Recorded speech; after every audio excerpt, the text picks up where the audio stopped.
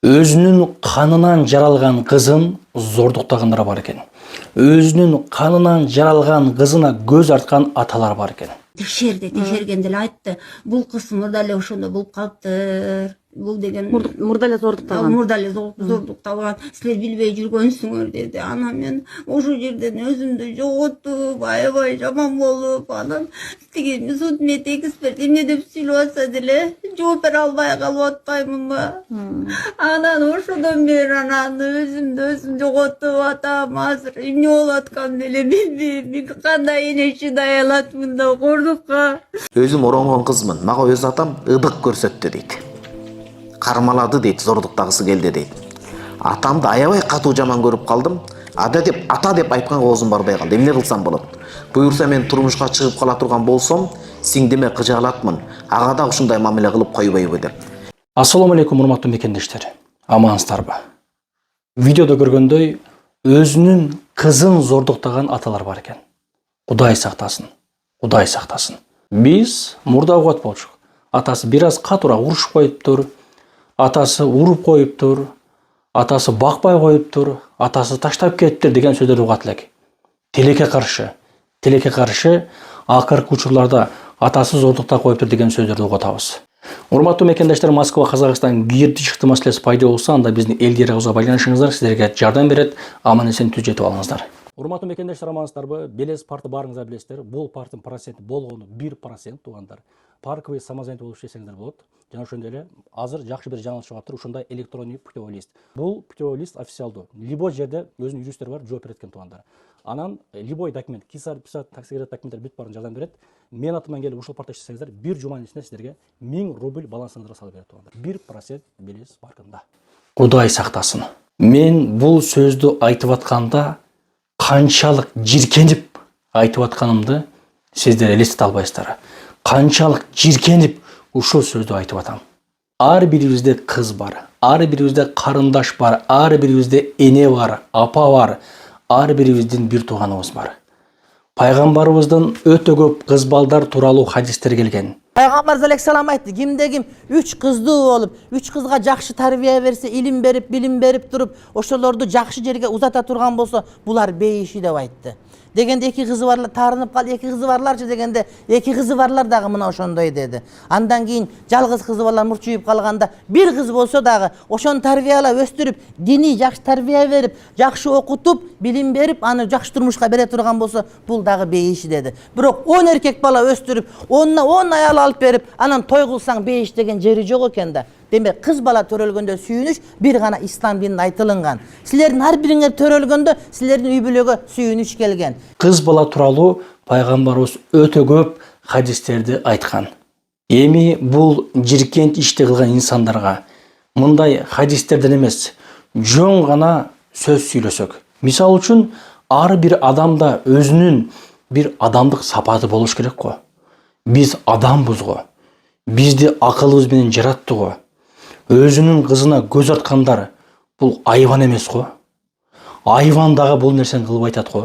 Ар бир кыз бала үчүн ата бул биринчи орунда. Өзүнүн атасындай эркек издейт. Ошол өзүнүн атасындай эркекке турмушка чыккысы келет. Эгерде өзүнүн атасы кыз баласын ушинтип басынтып турса, анда ал кыз бала кайсыл жака барат? Анда ал кайсыл эркектен үмүт кылат? Өзүнүн атасы бактылуу кыла албай жатса, кайсыл эркек мени бактылуу кылат деп ойлойт. Кирпи чечен дагы өзүнүн баласын жумшагым дейт. Карга дагы өзүнүн баласын аппагым дейт. Бул жаныбарларда бул нерсе, бул сапат болбой атат. Адамдарда бул сапат кайдан болтат? Кечегинде бир окуяны угуп калган болчумун. Жөн гана бул окуя, эгерде туура эмес айтсам кечирим сурайм. Бир жаш жубайлар үйдө отуруп, келиңиз биздин үйгө ким келсе дагы эшикти эч кимге ачпайбыз деп. Ошондо баланын ата-энеси келет дейт. Ата-энеси келгенде аялы, жубайы эч кимге ачпайбыз деп ачтырбай коет. Бир аздан кийин кыздын ата-энеси келет. Ата-энеси келгенде кыз бала күйөөсүнө жалдырап атып, жалынып атып эшикти ачтырган экен да.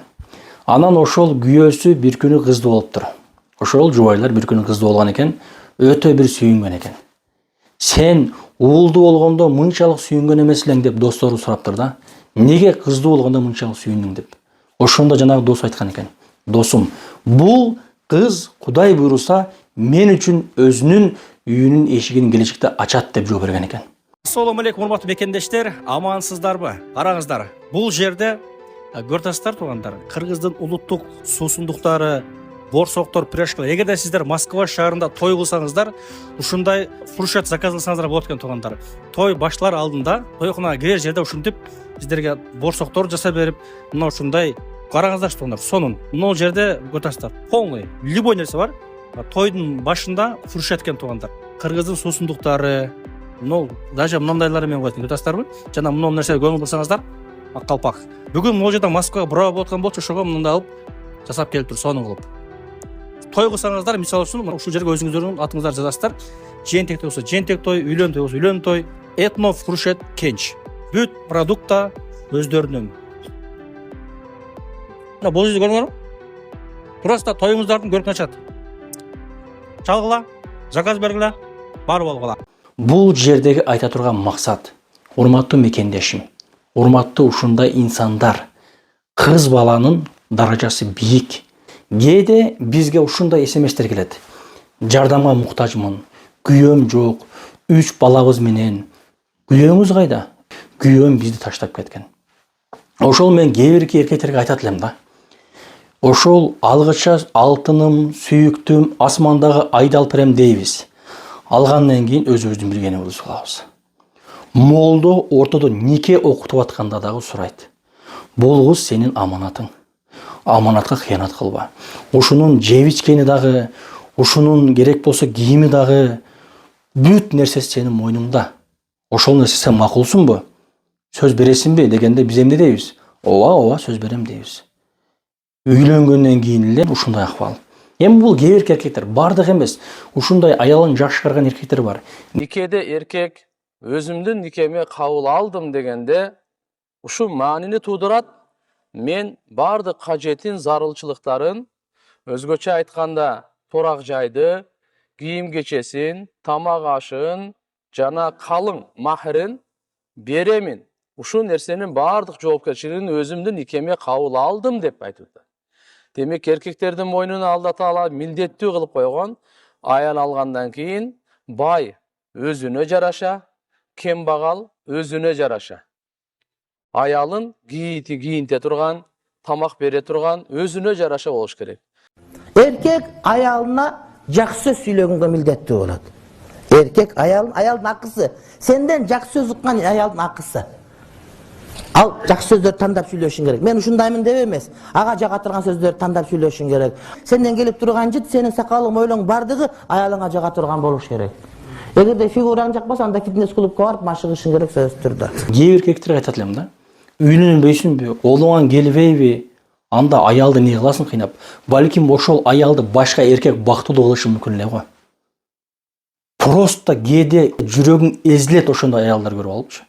Күйөөм таштап кетти, күйөөм измена кылды, күйөөм жок, балдарымды карабайт, акча бербейт, бизди ойлобойт, жок. Байкуш балдардын дагы түйшүгү энеде калып кетет. Андан жардам сурайт, мындан жардам сурайт, эптеп балдарын чоңойтот. Урматтуу мекендештерим, урматтуу эркектер, урматтуу аталар, силерден сураныч. Өзүңүздөрдүн кызыңыздардай мамиле кылыңыздарчы. Ал сиздин бейишиңиздин ачкычы, ошол кызыңыз. Ошол кызыңызды тарбиялаңыз. Сиз ошол кызыңызды бактылуу кыла албай атасыз, эртеге башка эркек ал кызыңызды кантип бактылуу кылат? Сизден зулум көрүп атса, анда ал кыз башка кимден үмүт кылат? Келиңиздер. Алладан коркойлу. Эртеге кыямат деген нерсе бар. Мени бул дүйнөдө эптеп айыбы жашылып калышы мүмкүн. Эртеге кыяматта чоң экранда кылган иштерин көрсөтсө эмне деп жооп беребиз Аллах Таалага? Урматтуу Москва шаарынын мекендештер, эгерде мыкты стоматолог изеп аткан болсоңуздар, анда барыңызга Курманбек агабызды сунуштайбыз. Туугандар, өзүм ар дайым ушул жерге келип тиштериме кам көрөм. Туугандар, барыңыздар, келиңиздер. Эгерде YouTube каналдан мен атыман келсеңиздер, барыңыздарга өтө сонун скидка алып берет. Туугандар, метро электрозаводка жайгашкан. Түбүндө телефон номерлерди жазып, адрес сурап, тактап, бош күнүнө келе бериңиздер, туугандар. Ушу дуа кылалы амин. Аллах Таала ушул карындашыбыз, ушундай ордук көргөн карындаштарыбыз жакшы күйөө насип кылсын. Ата бер албаган мээримди бере турган күйөө балдар насип кылсын.